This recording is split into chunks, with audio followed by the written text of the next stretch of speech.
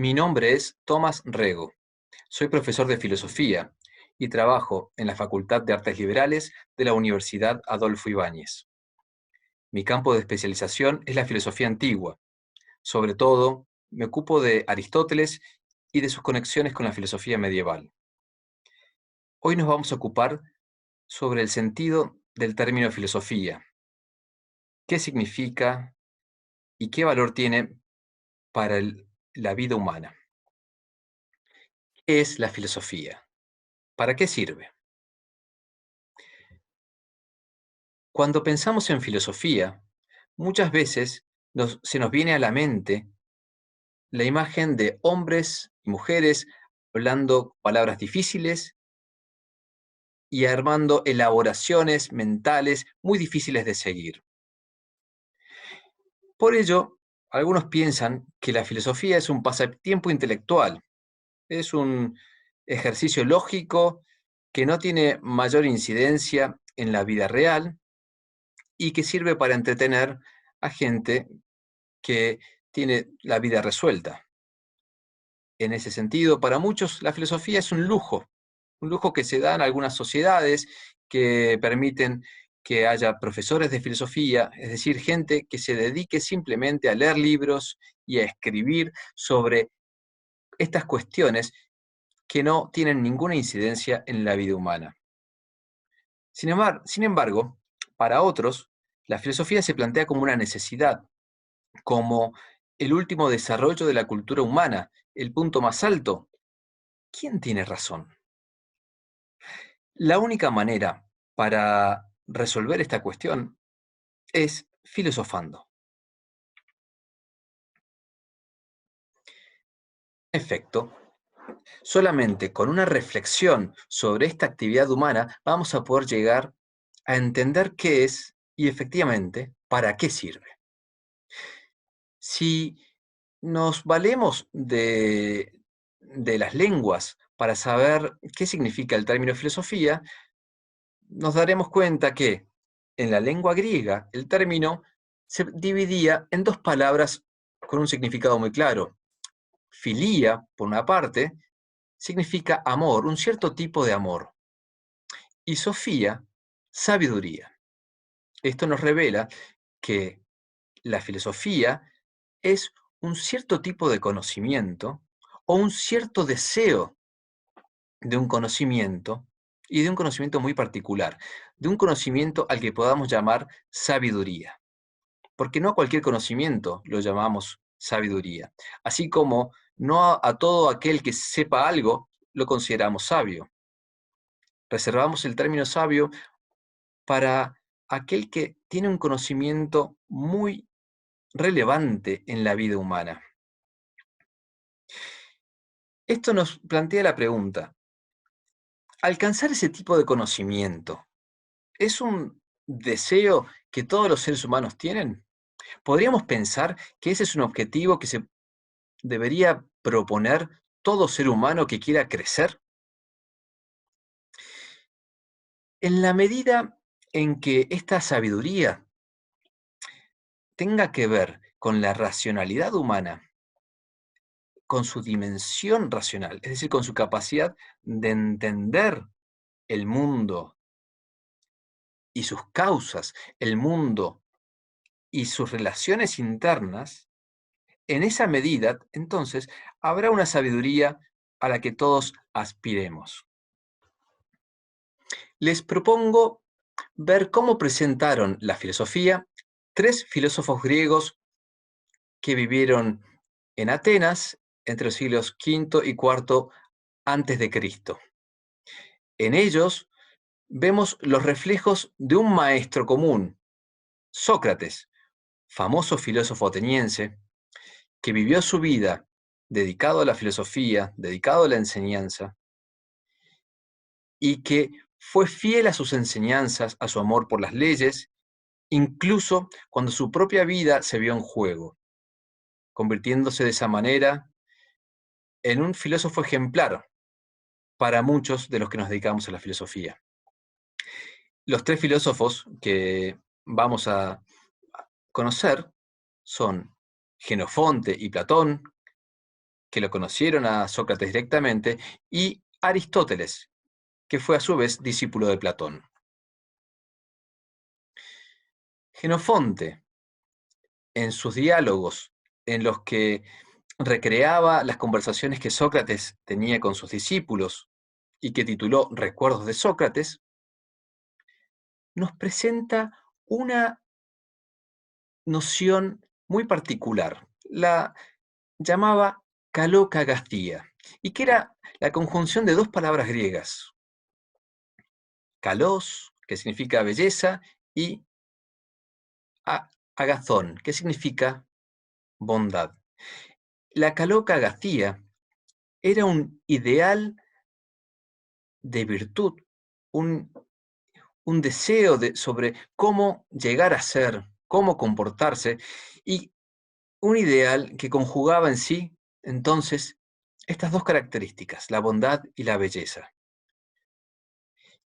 La filosofía, entonces, era presentada como una disciplina que nos iba a ayudar a cultivar una serie de virtudes que nos iban a convertir en personas buenas y atractivas espiritualmente. Para Jenofonte, Sócrates lo que producían con su conversación, pero también con su ejemplo, era despertar un deseo por la virtud, un deseo por vivir de acuerdo a este ideal. Aquí les traigo una cita de los recuerdos de Sócrates.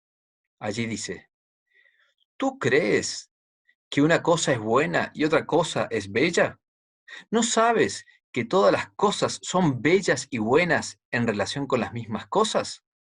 Es decir, en esta mirada de Jenofonte, la bondad de nuestras acciones, la bondad de nuestra conducta, tiene en sí una belleza que la hace atractiva y que la hace amable.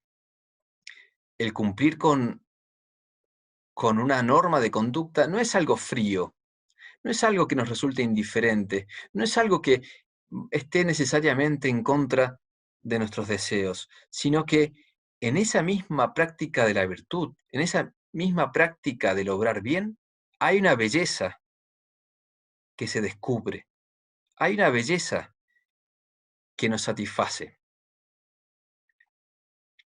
Para Jenofonte, el objetivo que todo hombre debía buscar era entonces la eupraxia, que es un término griego que significa la buena conducta, el obrar bien, el realizar algo buenamente, de una buena manera. Y en el texto, Jenofonte nos dice que esta eupraxia se puede llevar a cabo luego de aprender, luego de ocuparnos de estos asuntos. Es decir, que la filosofía es una preparación para el obrar bien, para alcanzar el ideal de la calocagastía, es decir, de este ser, de esta manera de comportarse bella y buenamente. Si vamos a el texto Eutidemo, que es un diálogo de Platón, donde también recrea conversaciones de Sócrates con sus discípulos y con sus conciudadanos, con los cuales también discutía, nos encontramos con que el obrar bien está muy vinculado con la felicidad humana. Fíjense, pregunta Sócrates, ¿acaso no todos los hombres desean que les vaya bien? Es decir, que las cosas les salgan bien. Sócrates identifica este hambre que tenemos de que nos vaya bien, de que las cosas nos salgan bien. Y más adelante lo dice rotundamente, puesto que todos deseamos ardientemente ser felices. La filosofía en este diálogo tiene que ver con con esta búsqueda de la felicidad, con una búsqueda que arde dentro de nosotros. Tenemos un deseo que no podemos apagar de ser felices. Si Vamos al Protréptico, un una obra perdida de Aristóteles, de la cual solamente nos han llegado algunas citas. Nos encontramos que él sigue a su maestro en este deseo de felicidad y además nos marca cuál es el camino para alcanzarla. La prudencia. El hombre prudente es aquel que está en mejores condiciones de alcanzar esa felicidad. Veamos este texto. No vivimos bien por conocer alguna de las cosas de entre aquellas que existen, sino por obrar bien. El ser feliz en verdad es esto. Es decir, no solamente se trata de la filosofía, de un conocimiento teórico, de aprender cosas nuevas que no sabíamos, sino que sobre todo se trata de obrar bien. Y el ser feliz está en directa conexión con este obrar bien. Para Aristóteles, la teoría y la práctica van asociadas. Cada una tiene su valor propio, es cierto, pero la filosofía no es un saber que simplemente se quede en un momento teórico, que se quede simplemente en la interioridad del que está pensando. No, es un saber que se plasma en la realidad, que la transforma, porque transforma nuestras relaciones humanas, transforma nuestro modo de vivir. Y da un ejemplo, por ejemplo, relativo a cómo se crean las leyes en las ciudades. Dice, para legislar bien es necesaria la filosofía, porque el que filosofa contempla la naturaleza de las cosas, conoce cómo son las cosas y por lo tanto alcanza la verdad sobre ellas. Y solamente quien ha logrado esto puede legislar bien, puede crear buenas leyes. Dice también, que el filósofo es el único que vive mirando la naturaleza y lo divino. Aristóteles veía al universo, consideraba que la realidad estaba integrada por estos dos ámbitos, el natural y el ámbito de lo divino que gobernaba el natural. Y la mirada del filósofo es una mirada que alcanza a ambas dimensiones. Entonces, alguien con una mirada tan global, pensaba Aristóteles, estaba en las mejores condiciones para legislar la vida política y la vida personal. A partir de esta contemplación de la naturaleza, dice, en el fragmento 13 que tenemos de este protréptico, se pueden crear buenas, bellas y útiles leyes. Conclusión. La filosofía se presenta entonces como la búsqueda de un conocimiento. Hay algunas notas que yo extraigo del repaso que hicimos por Jenofonte, Platón y Aristóteles. Y entre ellas marco las siguientes. Lo primero, este conocimiento, esta sabiduría que se busca, debe ser un conocimiento auténtico, un conocimiento personal. ¿Qué quiero decir con esto? No debe ser simplemente la memorización de ciertos datos biográficos sobre escuelas de pensamiento y vida de autores, ni tampoco la mera colección de ciertos conceptos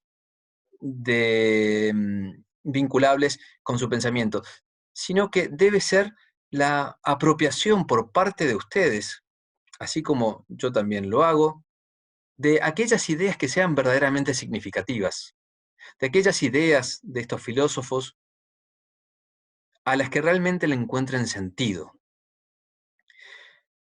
En esa apropiación, ustedes irán construyendo su propia filosofía. Ese es el camino que debe empezar para ustedes en este curso de la escuela media. Debe ser un camino personal, realizado por ustedes mismos, pero que no deje de tener una ansia de universalidad, es decir, un anhelo de que lo que ustedes ven sobre el ser humano también se puede aplicar en sus amigos, en sus conocidos, en sus conciudadanos y en general con todos los habitantes del mundo. Porque si alcanza este nivel de universalidad, el conocimiento que ustedes estén desarrollando hará posible la comunicación con todos ellos. Si el conocimiento solamente es significativo para ustedes, quizás la sabiduría que han alcanzado no sea una sabiduría propiamente humana, sino quizás la sabiduría propia de su vida singular, personal, valiosísima como es, pero no lo suficientemente universal como para poder ser comunicada y participada por todos los seres humanos. Porque si alcanzan una sabiduría lo suficientemente universal, pondrán las bases para la participación en una verdadera comunidad humana, una comunidad que nos una no en cosas accidentales o en cosas superficiales, como las tecnologías, como las industrias un sec- que se ocupan de un sector, sino que nos unan en aquello que nos hace verdaderamente humanos. Me despido. Muchas gracias por escucharme.